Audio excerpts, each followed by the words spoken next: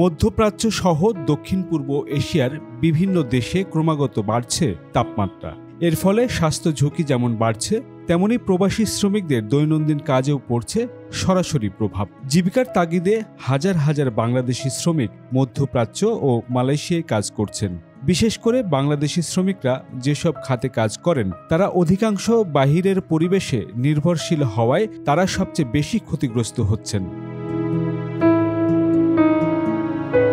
সংযুক্ত আরব আমিরাতে জাতীয় আবহাওয়া কেন্দ্র চলতি সপ্তাহে জানিয়েছে উপকূলীয় অঞ্চলে তাপমাত্রা ৪৫ ডিগ্রি সেলসিয়াসের বেশি পৌঁছাতে পারে।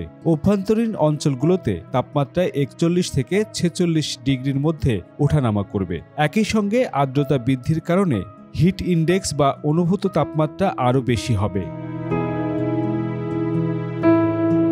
এই অবস্থায় নির্মাণ শ্রমিক, সিকিউরিটি গার্ড, পরিচ্ছন্নতা কর্মী ও পরিবহন খাতে নিয়োজিত হাজার হাজার বাংলাদেশি প্রবাসী মারাত্মক স্বাস্থ্য ঝুঁকির মধ্যে পড়বেন বলে আশঙ্কা করা হচ্ছে।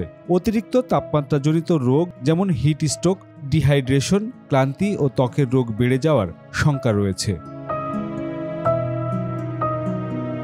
বিভিন্ন উপসাগরীয় দেশে গ্রীষ্মকালে কিছু সময়ের জন্য দুপুরে বাইরে কাজের নিষেধাজ্ঞা দেয়া হয়। যেমন সৌদি আরব, কুয়েত, কাতার, আমিরাতে জুন থেকে সেপ্টেম্বর পর্যন্ত মিড ডে ব্রেক, কিন্তু অনেক ক্ষেত্রে এটি সঠিকভাবে বাস্তবায়িত হয় না।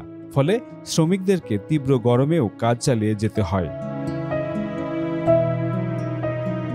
বিশেষজ্ঞরা মনে করছেন প্রবাসীদের তাপপ্রবাহ থেকে রক্ষায় কড়া নজরদারি ও শ্রম আইনের সুষ্ঠু প্রয়োগ জরুরি। এছাড়া পানি, ছায়া, বিশ্রামের সুযোগ ও স্বাস্থ্যসেবা সহজলভ্য করার দাবিও উঠেছে। বাংলাদেশের দ্বিতীয় বৃহত্তম শ্রমবাজার মালয়েশিয়ায় বর্তমানে প্রায় ১৫ লাখ বাংলাদেশি কর্মরত আছেন। মূলত কৃষি, নির্মাণ পরিষেবা, কারখানা ও রাবার খাতে তারা কাজ করছেন, যার অধিকাংশই খোলা জায়গা বা গরম পরিবেশ।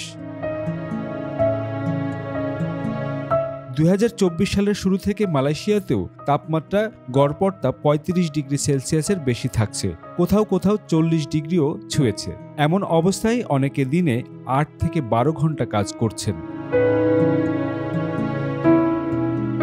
বিশেষ করে বস্তিতে থাকা শ্রমিকদের জন্য ঘুম, বিশ্রাম ও ঠান্ডা পরিবেশ পাওয়া কঠিন হয়ে পড়েছে। এর সঙ্গে যোগ হয়েছে পানি শূন্যতা, পুষ্টিহীনতা ও স্বাস্থ্যসেবা সুবিধার অভাব।